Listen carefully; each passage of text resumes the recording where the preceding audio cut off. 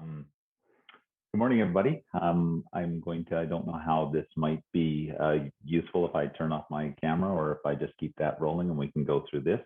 My name is Mark Zalm. I'm a landscape architect based in Langley and not far from Maple Ridge. Our office is actually in Fort Langley, and we have a second studio in Mount Pleasant in Vancouver. We're a team of landscape architects, civil engineers, and urban forestry professionals doing arborist work, tree consulting, hazard tree assessments, things of that nature. So a team that sort of brings in all of the aspects of site development scope at the beginning. And my talk is going to be sort of centralized a little bit on how those disciplines can work together to make a meaningful change. Michael Von Hausen last week was talking about what exactly are we doing to make a meaningful impact, and what are we doing as a community benefit. And I thought, his exact quote was net community health gain. And I thought, yes, that is something that we have to be looking at generally when we're talking about the new green infrastructure standards for Maple Ridge. So let's dive in here. I know we have 30 minutes. So today I'll go overview and challenges. What are the things that we typically get asked to do as consultants, and what can we anticipate when we're approaching new projects? I'll look at what traditional landscape architecture and the current development approach is. I'll look at what the need might be moving forward and where we should be going. Touch on a little bit of some case studies. I have to admit, I sort of jumped into getting this presentation ready in a short period of time. And so when you do that, sometimes you throw in too many examples, and that might be the case today. But I'll be moving fairly quickly through it so I can respect Mike's time coming right behind me here. So what are other municipalities doing? Just touch on that briefly and look at our objective here. What should we be doing? What is the approach? And look at some maybe long-term, throw at my hat in the ring in terms of what the goals should be for Maple Ridge. So our region, rapidly densifying, beautiful. Lots of people live here. It's the best place in Canada from my opinion here, but it also leads to some pressures on development. Many British Columbians would say they live here because it's a beautiful city, and a lot of that beauty comes from the natural surroundings and the beautiful context that we live in geographically. We take all of our visitors to see our natural beauty, and even in the city here on the seawall, you've got these incredible experiences of nature within the city. And since the turn of the century and earlier, from time of photographic evidence, we have people in awe at what nature is all about, how it makes them feel. And I'm not sure they would articulate it as tangible benefits, but I mean, there's been poets and scientists for many hundreds of years espousing the benefits of green, the benefits of nature, and how do we capture that and continue to foster some care of that as we move into more urbanization, more densification of our landscapes. So those challenges are around density and creating that density in these beautiful places.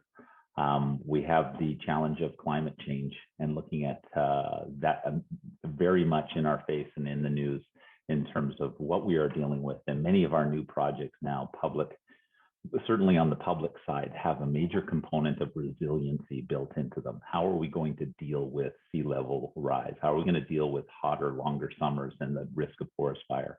And all of those elements that affect our projects and where we live, especially in British Columbia, where we live in close contact with nature.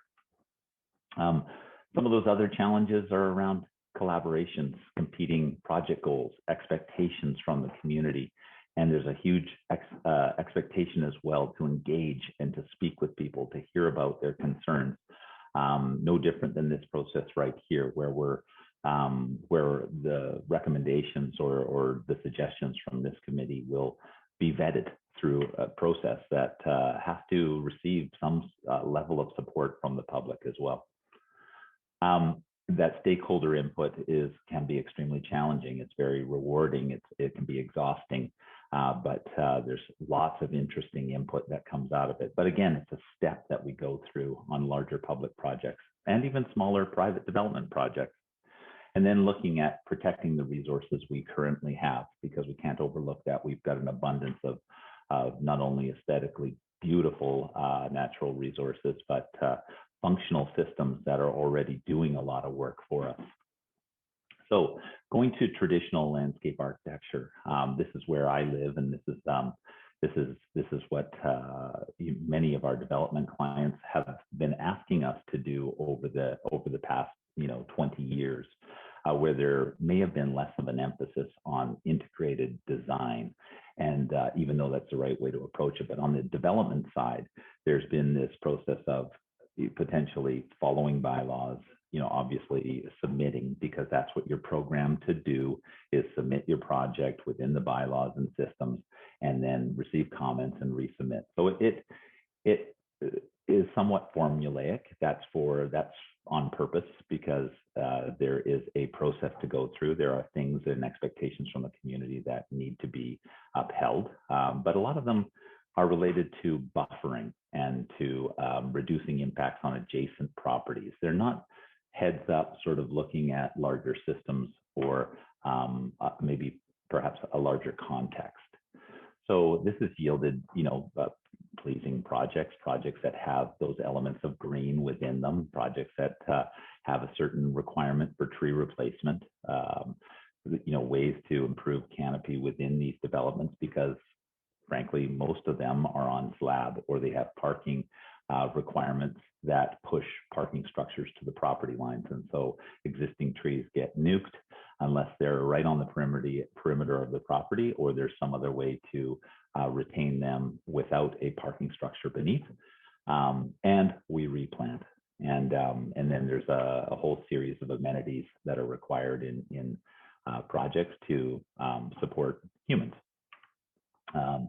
Some of the projects push it a little bit further, providing places for urban agriculture, places for perhaps beekeeping or pollinators, and looking at little softer ways to integrate stormwater management on site. This one in Southlands on the far right of the screen shows, a carex type sedge infiltration basin in the parking areas, which are also permeable, which is an interesting approach. So there have been some strong examples of collaboration and effort, but by and large, there is still an emphasis on screening, buffering, tree replacement, and making sure that there's amenities for humans on the site.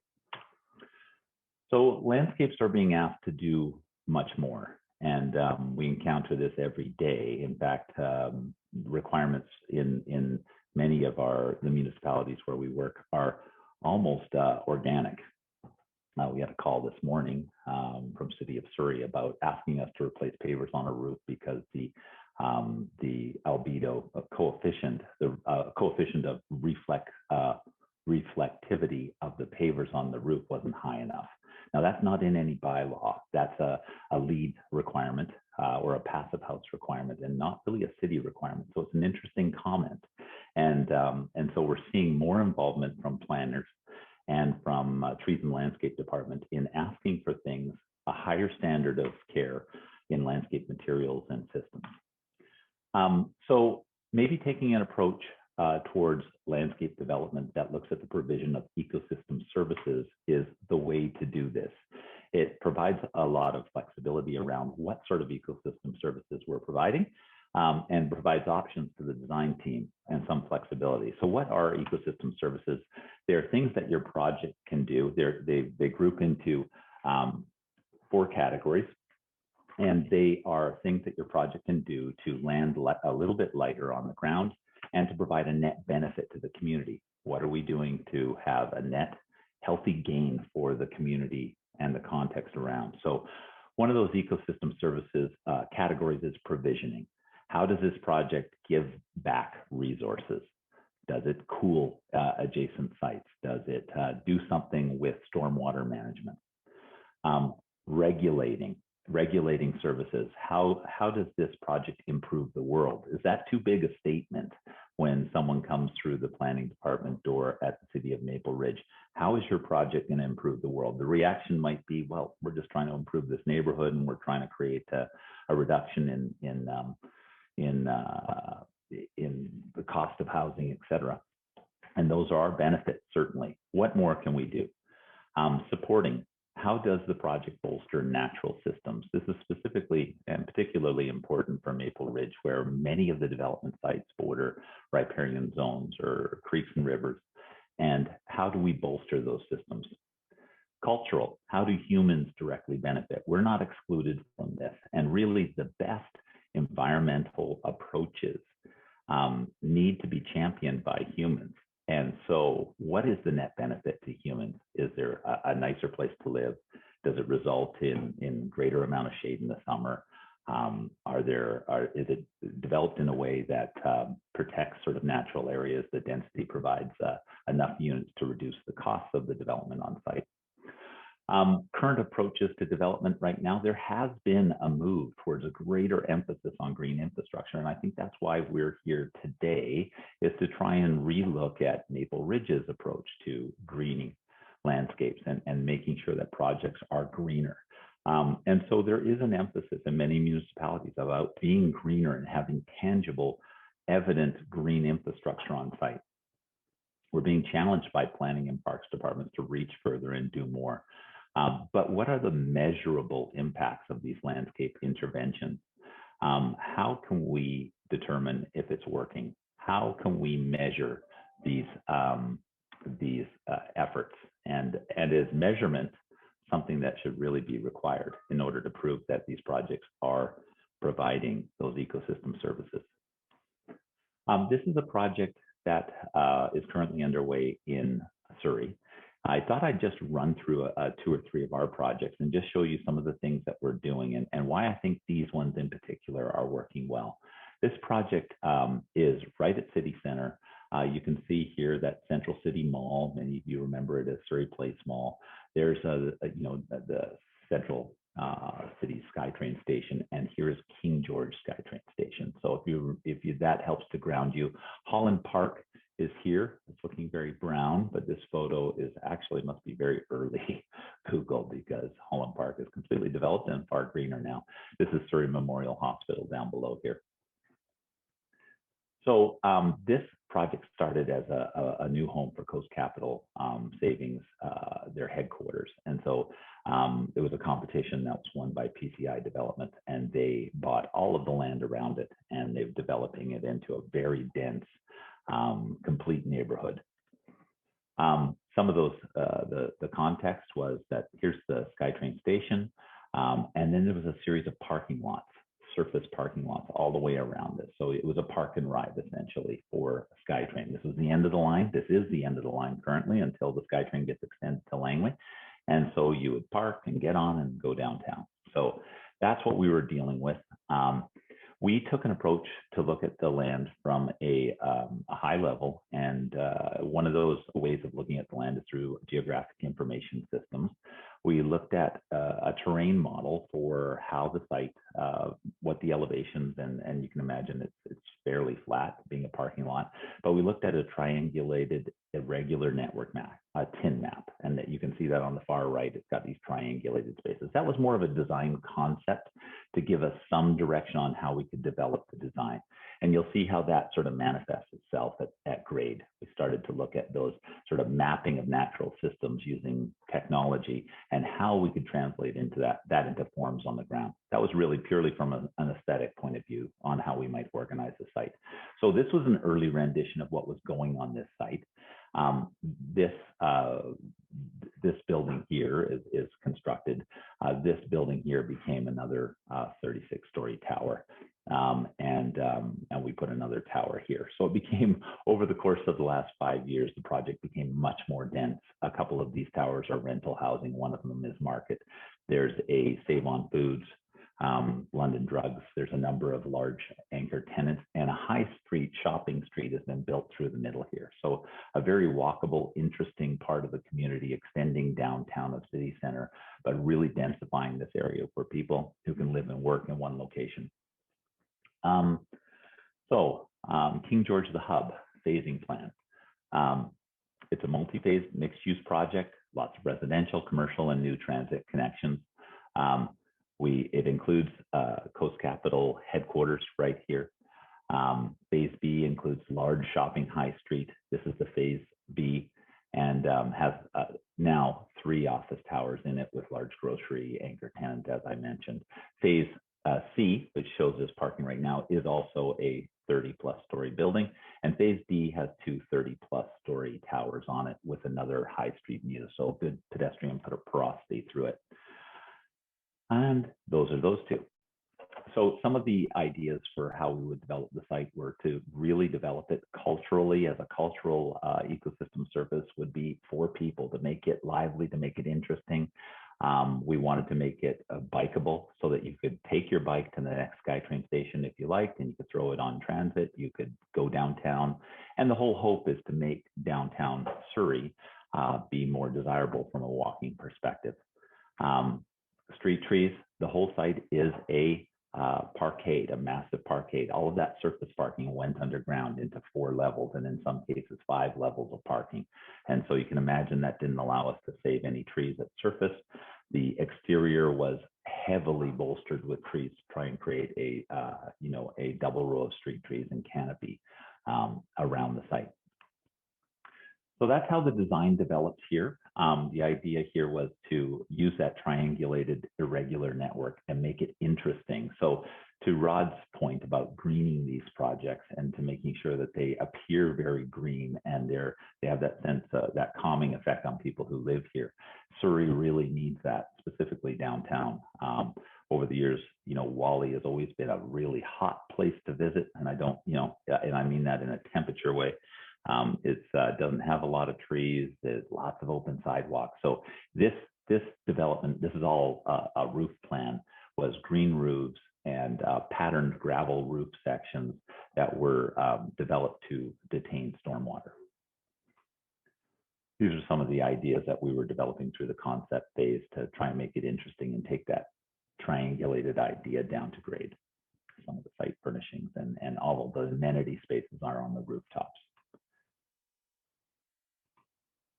Places to play, places to eat outside, places to appreciate, natural systems.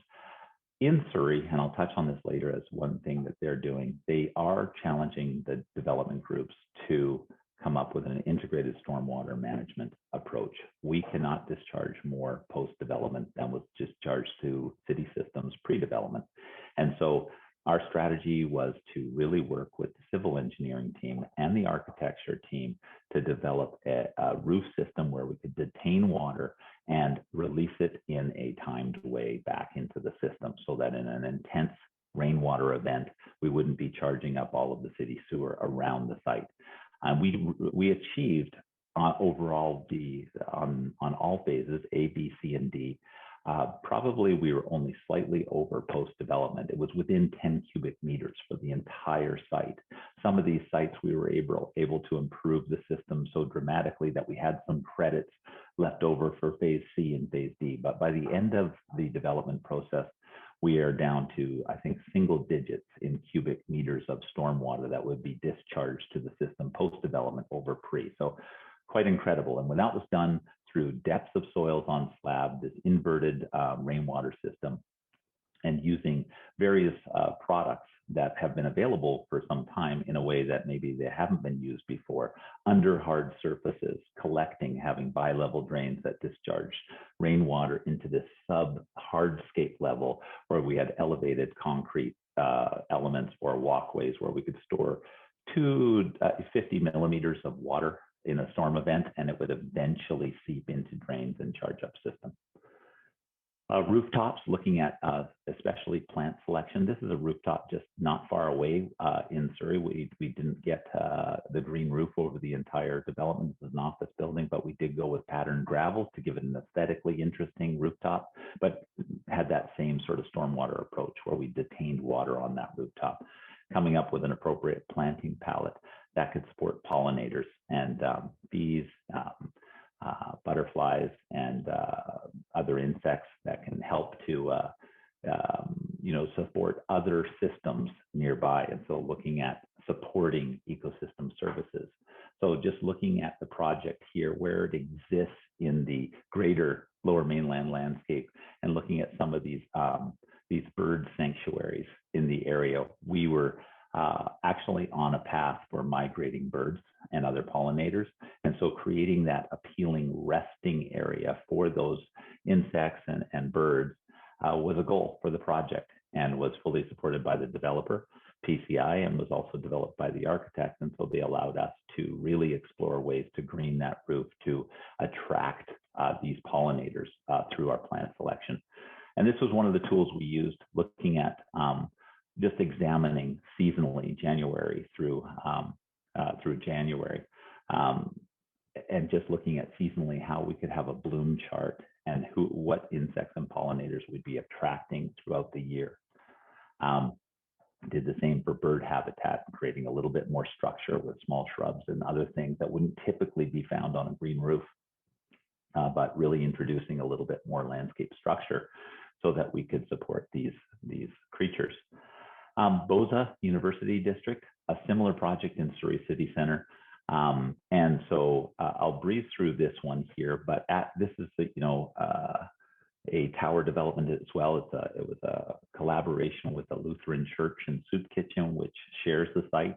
Their facilities were rebuilt by BOZA in exchange for purchasing the property and building a residential tower. So a much better use of this site, much more densification, amenity space on rooftop for humans, providing those cultural ecosystem services, and then some supporting services, creating this bird habitat back here where it might be a little quieter, but we may be able to have stormwater infiltration, which we created in this zone, and additional bird habitat. So in the back lane area, because this is where you come into the project, Surrey has challenges like many big and growing communities with homelessness, with addiction, with mental illness, and this area in particular has a lot of people congregating and moving through it. So, working through a proper pedestrian traffic flow, how it could feel comfortable for people coming to church, people moving through here with a shopping cart, and other people who might want to linger for a period of time, and making sure it felt open, appropriate, safe habitat in here, and have an offsite. This is the one area of the project that's not over parking slabs, so we took great advantage of that and created a big infiltration zone for stormwater. Here's a little axonometric of what this little piece of green is trying to do. And so when I get back to, the functionality and the net positive gain for the community, sometimes these small pieces of the project become critically important to success, not only for the project, not only to the story we're trying to tell about this project being a little bit lighter, a little more functional, a little bit more responsible, but it also provides that net benefit to the greater community. And there's that area at the back of the building, and looking at how it might be comfortable for churchgoers. This is also functions as a soup kitchen during the week, and for birds, invertebrates, butterflies, insects. This is a stormwater idea. We're trying to come up with a plan that is functional for gathering stormwater off the roof in a point discharge and moving it through planted swales that are connected under hard surfaces into a larger swale and catchment, some of that water moving off site and into the city storm system, but trying to detain it on our site to reduce the impacts of rainwater on the greater systems with the rapid densification of Surrey City Centre. This is a fun park project, and I'll breeze through this. This is a skate park we did in Portland, Oregon, and it's in a community park within the city of Portland, but the place that we were given to develop the skate park was actually in a catchment area for stormwater off of Perimeter Road. And so part of the challenge was how to support that existing drainage and not obstruct the stormwater flow on this site. So we developed an idea where our stormwater could come off Highway 70, roll through our site, and charge up the bioinfiltration basins within the park.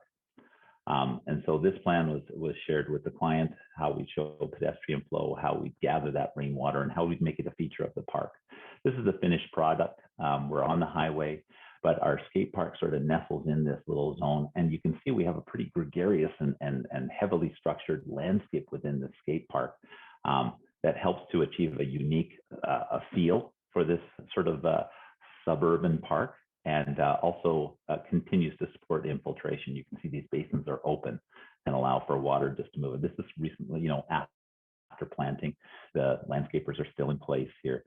We just got the concrete guys off site, but our features break apart and gap so that they allow for a unique riding feature, but also for these sedges and this juncus to sort of grow and sort of come up and become a part of that park. These are some of the art programs that we were working with. We had these little pieces that would bridge these gaps. Our art theme was tread lightly, and so you can see this big TL that's offset the drainage basin in the middle of the park. This big raindrop used also as a skate feature, but an opening so that we could sheet flow water into it.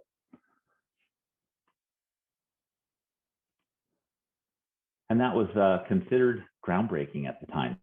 The New York Times featured the project. And these are simple things. It almost is surprising to me that these are considered so groundbreaking when they're so simple, really, in terms of what the approach can be. And they're fairly easy to achieve when you have the right people on the team and people that want to push in the same direction. So I'm running out of time here for Mike's, and I don't want to push into Mike's time too much. So Aldergrove Pool was similar. You may have been out to that in the township of Langley, very close to Bertrand Park, lots of chlorinated water spilling onto slabs and moving in to drains that eventually ends up in fish habitat. So working through a theme of Santa Monica, coming up with a destination water park, how can we make it land lightly on the site? We had a variety of play features. Through construction, this is stormwater detention. We were the civil engineers on this project as well, so it was extremely challenging. Wanted to have rainwater harvesting within the site to flush the toilets within the recreation center. So that was all part of the design process. Construction, and ultimately at the end of the job, this is our bioinfiltration zone with measurement chambers at each end. So one of the key factors I want to stress with Maple Ridge and pose the question is, how do we measure success? And we should have some tangible metrics where we can measure parts per million for chlorine at this outfall, and after it runs through the full bioinfiltration zone before it meets that catch basin that goes into Bertrand Creek, is the chlorine fully dissipated? So I'll leave that there.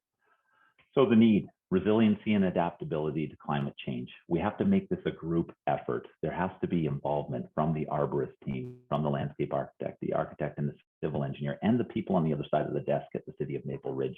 We have to look at reducing impacts of this rapid urbanization, preserving as much existing green infrastructure that is currently here, and establishing a more full circle ecosystem with each site.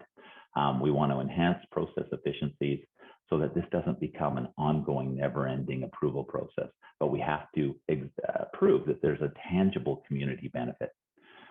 In Vancouver, integrated rainwater management, this is a tiered system. They're looking at the preference for developers to achieve their stormwater management on site.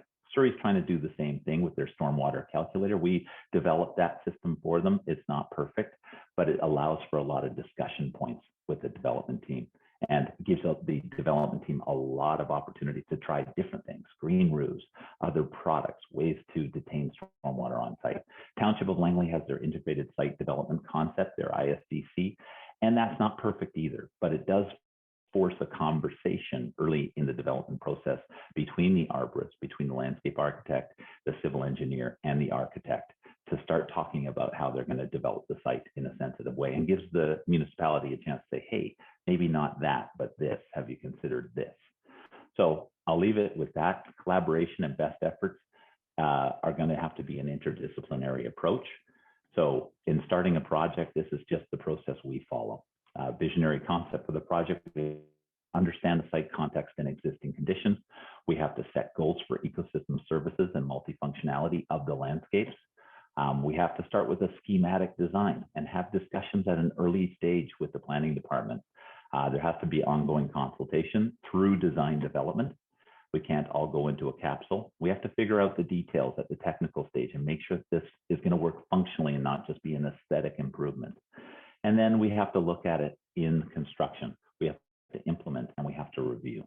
So coming back to a project and perhaps having a system where there's a bond placed and it is reviewed and measured, and there's a post-development report generated to say that the systems are working. For Maple Ridge, I would say that we want to hypothesize creative and functional solutions for landscape, look at those community impacts, and look at landscapes as community assets. I'm thinking there should be some sort of discussion about that city-owned green infrastructure or partnerships between city and strata for how to maintain these things so that they don't sediment up and become less functional in time. And can we offer an incentive program for development density for developers who are actually going that extra mile and providing this net benefit to the community? And that's it. Thank you.